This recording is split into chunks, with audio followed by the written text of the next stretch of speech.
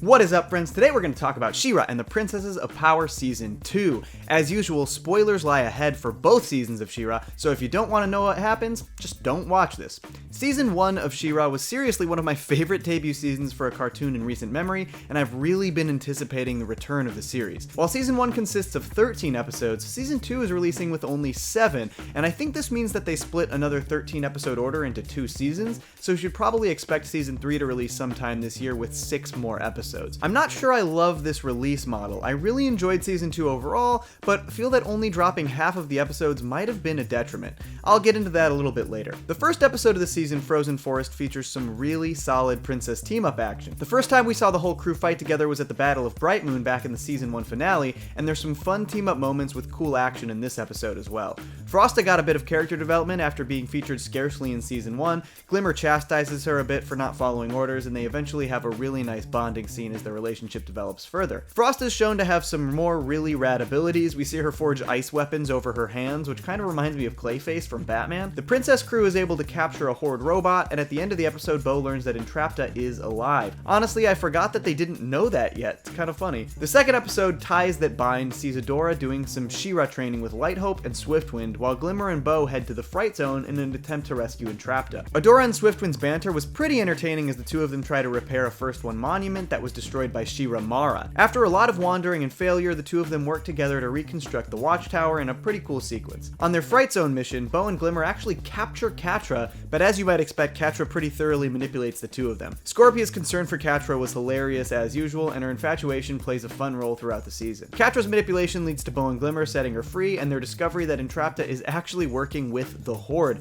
not being held against her will, which causes some serious mental anguish for Bo and Glimmer. Episode 3 is a really cool episode called Signals that sees Adora, Bo, Glimmer, and Swiftwind encounter some spooky, ghosty beings. After doing some investigating in the Whispering Woods, they discover that they aren't ghosts, but transmissions from the first ones that were never transmitted after She-Ra Mara's failure. It was cool to see that the first ones are actually just a society of people. In the original She-Ra show, they were represented as these massive fiery figures, but humanizing them makes for a much better story and more interesting lore. The B-plot of this episode shows Entrapta continue to earn Hordak's respect with her technological advancements. She very easily fixes some of Hordak's failed experiments.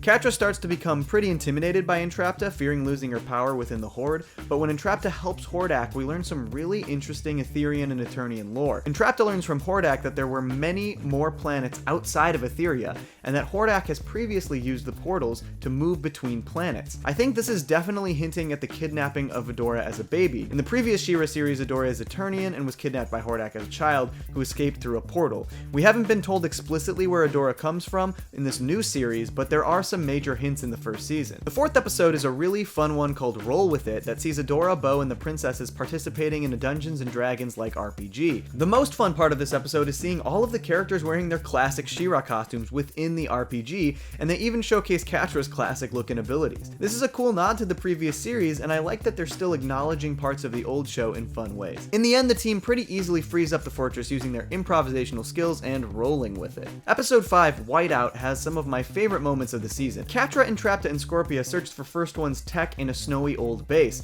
We also see Scorpia really putting herself out there trying to ask Catra to hang out with her one-on-one outside of work. Definitely a date situation. I'm glad they're propelling Scorpia's crush forward within the story and not just leaving it as a background aspect to their relationship. Adora, Bo, Glimmer, and Seahawk head there as well when Bo detects the same First One's tech. This episode sees the return of the same First One's artifact we saw in Season 1's episode System Failure, the introduction of Entrapta. You might remember that in that episode, the artifact infected She-Ra's sword and made Adora into a drunken mess, and after Entrapta reveals this to Catra, she infects She-Ra again. The infected version of She-Ra was genuinely scary, and if Scorpia didn't stop her, she probably would have killed Catra. This leads to a few really fun sequences that I enjoyed a lot. Scorpia basically has to babysit Adora, who's drunk and loopy on the First One's tech infection. Seahawk eventually finds Scorpia and Adora and has an amazing bonding session with Scorpia that not only acts as a great character builder for the two of them, but a little bit of a meta commentary on their roles in the series. Seahawk laments the fact that he isn't really a princess and is only really called to help when people need a ride on his boat. Scorpia confides in Seahawk that she can't seem to connect with Catra the way she wants to.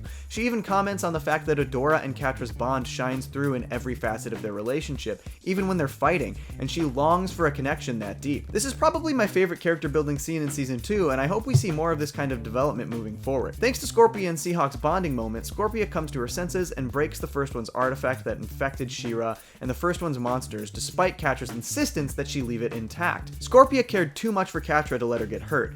Entrapta still managed to collect the first one's tech they were searching for, and we see a nice little connection between Catra and Scorpia at the end of the episode. The 6th episode, Light Spinner, was probably my favorite of season 2. This episode gave us some amazing flashbacks to Shadow Weaver's previous life as Light Spinner in Mysticor, which added some welcome depth and development for the character. The flashbacks not only focus around Light Spinner, but a young King Micah as well, aka Glimmer's father, Queen Angela's fallen husband. Young Micah is played by Taylor Gray, who did a great job portraying Ezra Bridger in all 4 seasons of Star Wars Rebels, which I highly recommend. Some of the history and backstory of Mysticor gave us some really interesting tidbits of information, like the fact that there seemed to be some sort of training school for sorcerers and a guild that controls the sorcerer education system. In the flashbacks, we see the beginning of the Horde's attacks on Etheria, and Lightspinner hopes to cast something called the Spell of Obtainment, a type of magic that leeches power. The Sorcerer's Guild refuses, and Lightspinner uses Micah to cast the spell herself. I really enjoyed this aspect of Shadow Weaver's backstory. While she appears to have had noble intentions when casting the Spell of Obtainment, reading between the lines, it seems like her true intent was to gain power. She even yells that she feels held back by the guild. And ultimately, after succeeding in gaining the power from the Spell of Obtainment and being exiled from Mysticor, she immediately joins the Horde as an act of revenge against Mysticor and the Princess Alliance. I hope this means that Shadow Weaver is redeemable in the end. We did see that she refused to hurt Micah when fleeing Mysticor. Back in the present, we see Catra grapple with her previous relationship to Shadow Weaver, who is still imprisoned in the Fright Zone. Hordak has ordered Catra to send Shadow Weaver to Beast Island, another reference to the original series. Catra still seeks Shadow Weaver's approval despite having passed her over in the rankings of the Horde, and this is a really strong representation of an abusive relationship, sort of a maternal relationship since Shadow Weaver in a way raised Catra and Adora. Shadow Weaver uses Catra's need for validation against her and escapes the Fright Zone. In another flashback, we see the moments after Adora was kidnapped and brought to Etheria. It's heavily implied that she was brought through a portal by Hordak himself, and Shadow Weaver can sense her power even as an infant. I do wonder if we'll ever see any further references to He-Man, Prince Adam, Castle Grayskull, all the other Masters of the Universe stuff. I would love a He-Man spin-off, but I know the rights are tied up with various production companies, so who knows if we'll ever get that. The end of the episode also gets our first mention of a Serenia portal and its relation to Mara, which is followed up in the final episode of the season, Reunion. This last episode is a really fun one. We finally get to meet Bo's parents. We find out that Bo is the youngest of 13 kids, and his dads are really fun characters. I love that the series showcases Bo's 2 fathers, and that it's not even remotely weird to any characters in the series. The normalization of homosexual relationships in shows like this is so important, and they're handling it perfectly in She-Ra. Bo's fathers are both very scholarly, they know a ton about the First Ones, and have a huge library of First Ones artifacts. The gimmick of this episode is that Bo has lied to his dads about his life, and they think he attends a very academic school program. Bo, Glimmer, and Adora have to keep up the charade while visiting. I loved Adora asking Bo's dads about She-Ra's lore and correcting them a few times with her own first-hand knowledge, and the reaction to learning that Adora can read First One's writing was hilarious. Bo's dads think that Serenia is a person, but we also know for sure that they aren't always accurate in their First One's assessments, so I'm expecting that it might actually be a place, as it was in the previous She-Ra series. I hope to do a video on that soon, so stay tuned. Ultimately, they can't keep up the charade. Adora reveals herself to be She-Ra, and Bo reveals that he is fighting in the rebellion despite his father's wishes for him to run their library. Bo's fathers accept him for who he is in a great heartfelt end to the episode. Our B story showcases Catra's breakdown after allowing Shadow Weaver to escape, and her increased paranoia that Hordak will find out. And the end of the episode sees exactly that happen, as the season ends with Hordak revealing that he knows Shadow Weaver is gone. The cliffhanger for the season showed Shadow Weaver towering over a sleeping Adora in Bright Moon, which admittedly had me mad I couldn't watch the follow-up. And that ends season 2 of She-Ra and the Princesses of Power. So how did I feel about it? Well, I liked it, but I really do feel like the story suffered in a few places compared to the previous season. The shorter episode order wasn't quite enough for me. It truly seemed like half of a season of television, as none of the storylines really had much of a conclusion. I also think that unfortunately a lot of the season lacked focus. The first half of season 1 had a clear goal. After Adora's origin, each episode attempted to recruit princesses to the Alliance. After the recruitment period, we hit an amazing stretch of serialized episodes leading into the Battle of Bright Moon. Season 2 has some seriously great character moments and development, but the structure of its storytelling didn't feel as concise as season 1. That being said, I fully expect season 3 to be a huge string of serialized storytelling, much like the second half of season 1, and I absolutely cannot wait. Where the story left off payoff is compelling, and I have to know what happens next. Shadow Weaver's escape, Catra's fall from grace in Hordek's eyes, the mystery of Mara and Serenia. I am psyched to see what comes next. According to creator Noelle Stevenson, this next string of episodes aren't too far away, so hopefully I'll be talking more about She-Ra and the Princesses of Power in the next few months. Again, this season had a lot to love, but season 1 set a really high bar, and I don't think that they quite cleared it for season 2. I can't wait for them to dive more into the lore of the series and see how they adapt ideas and concepts from the original series, as well as the Masters of the Universe, into the overall story. And that's where I want to hear from all of you.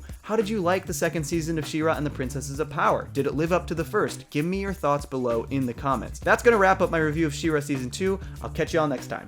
Peace. Johnny to Cellos.